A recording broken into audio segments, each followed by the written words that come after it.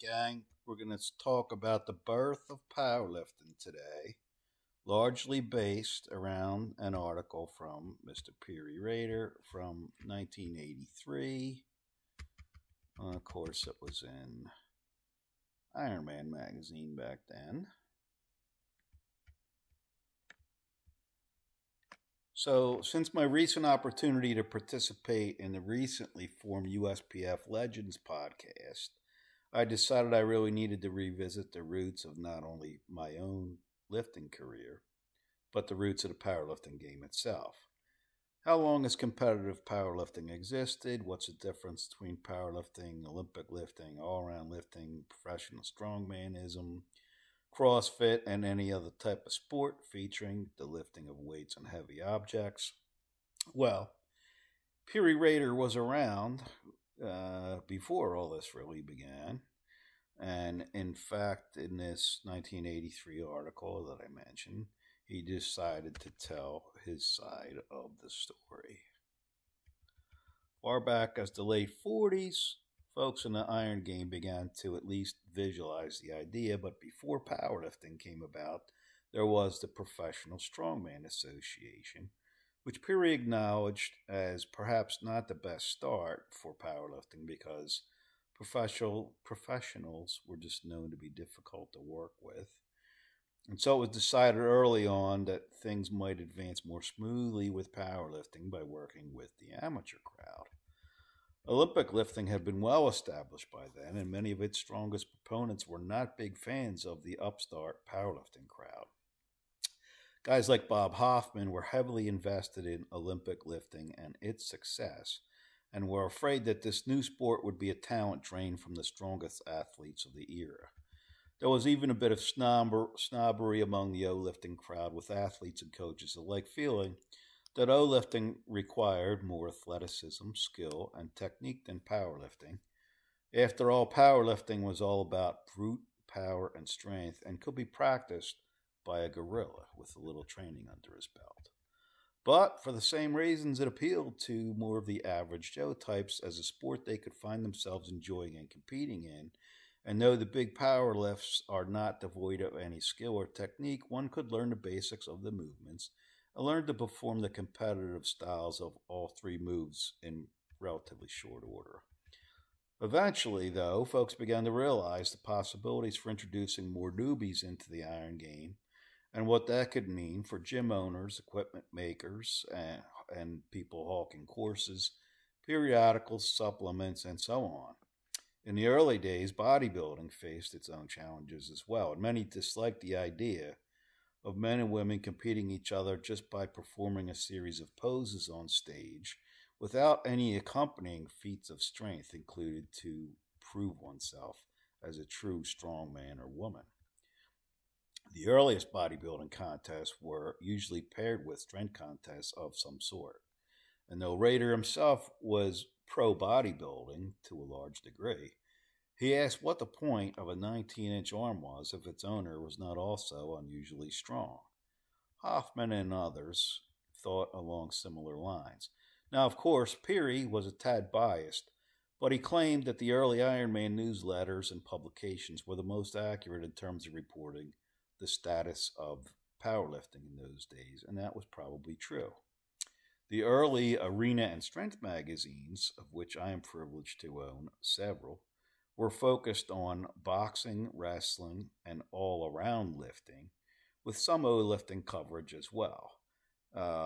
This kind of morphed into Hoffman's Strength and Health magazine as Hoffman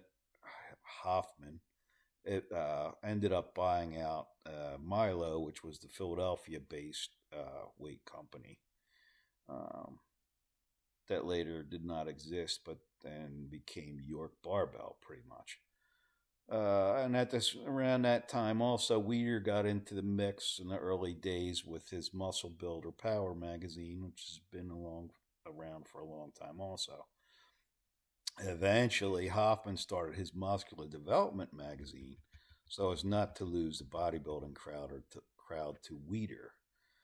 So, the first big contest that could even be considered a powerlifting meet was held in July of 1949 over a couple days and including the 1949 bodybuilding show, and it was well attended.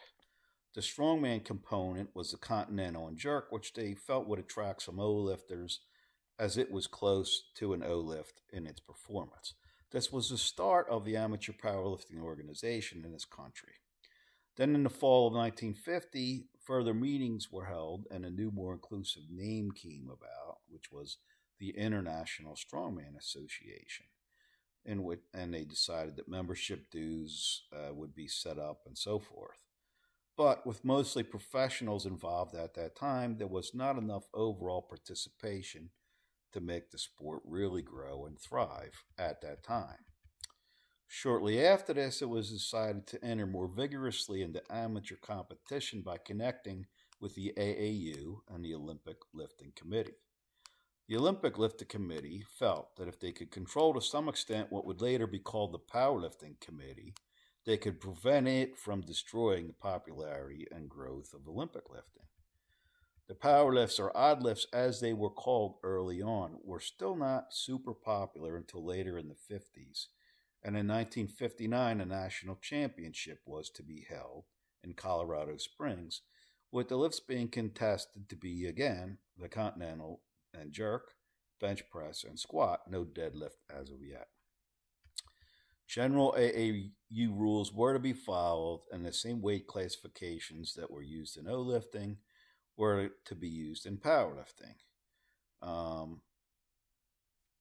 And the Mr. North America was to be held in conjunction with this contest, but the entries were so low that the event was canceled. Another national contest was then planned for Milwaukee for the following year, with the contested lifts this time being the bench press, deep knee bend or squat, and the deadlift, and in that order. And this one was also canceled due to not enough entries, despite the fact that plenty of local powerlifting meets were held around the country at this point. Around March of '55, there was a big powerlifting contest held in Oakland, California, and the lifts were the Olympic press, upright rowing, bench press, squat, and deadlift. And at this contest, the highest bench press was 360, highest deadlift was 625 by a heavyweight by the name of Tiny Walsh, who weighed 263 and was from Ed Yarrick's gym. There were also women's contests held in conjunction with this, with 10 entries, so you can see that the women have been powerlifting really for just as long as the men. Somewhere around this time, there was a discussion between Rader and Hoffman wherein Bob was still against powerlifting, as he felt these lifts were bad for O-lifters, but Peary tried to persuade him that squats, at least, were beneficial to and should be done by Olympic lifters. Peary did not see any great benefit to bench presses and deadlifts, and in fact he called them the slow lifts, but he didn't see any real harm in doing them either. Up until this time, America had been dominant in Olympic lifting, but around 1959 or 60 this began to change, and O-lifting would begin a long and steep decline. Between this time and the early 80s, O-lifting's loss was largely powerlifting and bodybuilding's gain. Some of it may have been a direct result of powerlifting's new popularity, but there were other factors. The July and November issues of 1962 of Rader's Lifting News contained records for the newly established power lifts, the bench press, squat, deadlift, and curl.